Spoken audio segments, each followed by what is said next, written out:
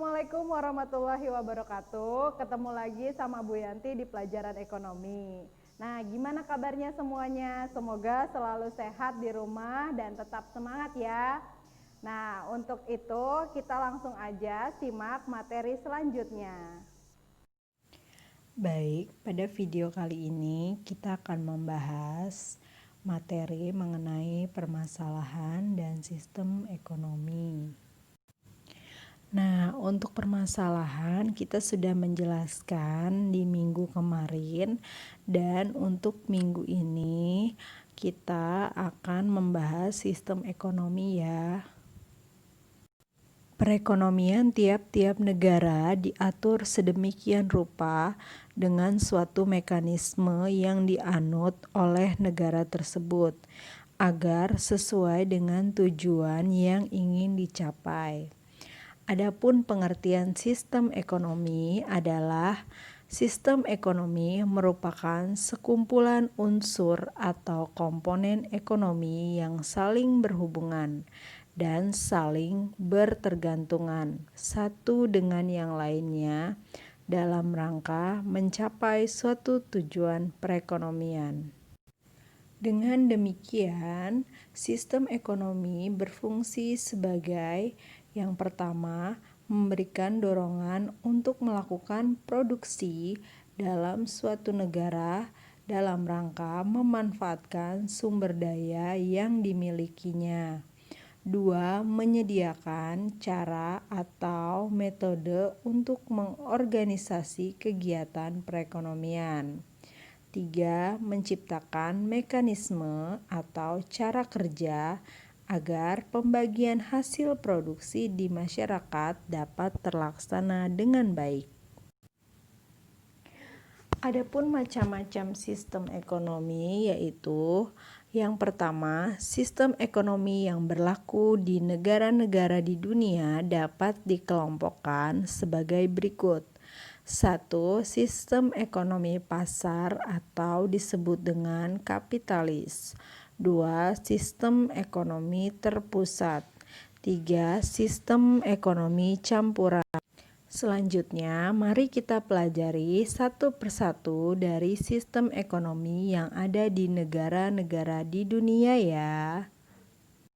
Pertama, kita akan membahas sistem ekonomi pasar atau sistem ekonomi kapitalis. Sistem ekonomi pasar atau yang kita ketahui juga dengan nama sistem ekonomi kapitalis atau nama lainnya juga sistem ekonomi liberal.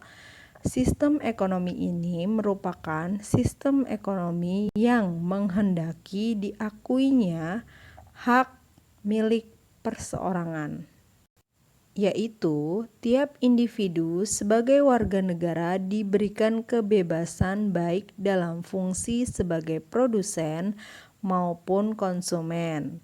Produsen memiliki kebebasan dalam berusaha dan memilih lapangan usaha, serta konsumen memiliki kebebasan dalam memilih barang dan jasa yang akan dia konsumsi. Sistem ini menghendaki kita adanya campur tangan pemerintah. Seandainya ada campur tangan pemerintah hanya seminimal mungkin atau sekecil mungkin. Campur tangan pemerintah hanya dalam bidang pertahanan dan keamanan, serta menyediakan barang-barang yang tidak disediakan oleh swasta. Berdasarkan uraian tersebut, maka ciri-ciri sistem ekonomi pasar atau kapitalis adalah 1. Diakuinya hak milik individu atau perseorangan, di mana setiap orang bebas melakukan suatu usaha dan bebas memilih barang dan jasa yang akan dibelinya.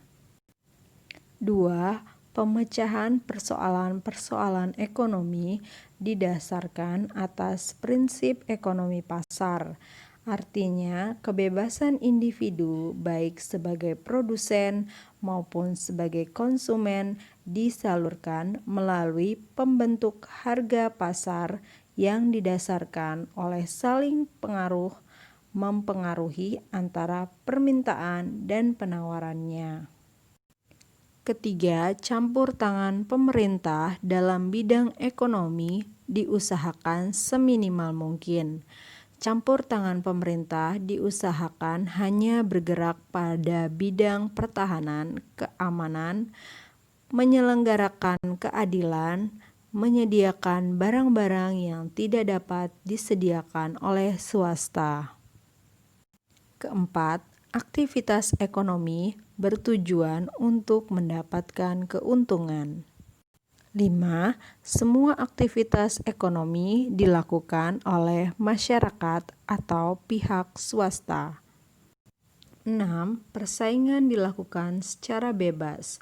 Oleh karena persaingan yang bebas, modal menjadi berperan penting dalam kegiatan ekonomi. Sistem ekonomi pasar memiliki kelebihan sebagai berikut. Yang pertama yaitu kualitas barang lebih terjamin, karena untuk dapat bersaing di pasar, setiap individu harus berusaha menghasilkan barang yang berkualitas baik. 2. Kualitas pelayanan yang terjamin. Karena kualitas pelayanan merupakan faktor yang sangat penting dalam persaingan, pemberian pelayanan yang kurang baik akan menyebabkan konsumen lari dan pindah ke produsen yang mampu memberikan pelayanan yang memuaskan. 3. Adanya persaingan yang kuat menyebabkan masing-masing individu selalu berusaha untuk maju. 4. Tiap-tiap orang diberikan kebebasan dalam memilih pekerjaan yang ia sukai sesuai dengan bakat dan minatnya.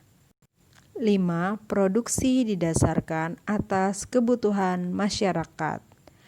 6. Inisiatif dan kreativitas masyarakat dalam mengatur kegiatan ekonomi dapat ditumbuh kembangkan. 7. Setiap individu bebas memiliki kekayaan dan sumber daya produksinya. 8. Muncul barang-barang bermutu tinggi karena barang yang kurang bermutu tidak akan laku di pasaran. 9.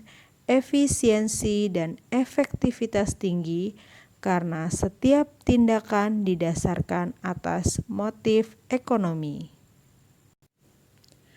Di samping kelebihan, sistem ekonomi pasar memiliki kelemahan, yaitu sebagai berikut. 1. Adanya persaingan yang kuat di antara individu menyebabkan kesenjangan antara yang kuat dan yang lemah semakin besar. Yang kuat akan semakin kuat dan yang lemah akan semakin lemah. Dengan demikian, distribusi pendapatan yang merata dalam perekonomian ini sulit tercapai. 2. Terkadang produsen melakukan tindakan yang kurang sehat dalam persaingan. Hal ini dilakukan agar mereka menang dan untung dalam persaingan. 3. Adanya persaingan di dalam pasar dapat menimbulkan monopoli, di mana monopoli adalah hanya ada satu orang penjual yang akan menguasai pasar. 4. Sulit melakukan pemerataan pendapatan. 5. Pemilik sumber daya produksi atau pemilik modal mengeksploitasi golongan pekerja sehingga ia akan semakin kaya. 6. Monopoli yang dilakukan perusahaan dapat merugikan masyarakat. Sekian pembahasan kita kali ini, dan sampai ketemu di materi berikutnya. Nah, gimana nih semuanya? Sudah menyimak video yang Bu Yanti buat kan? Semoga semuanya selalu bertambah pengetahuannya ya.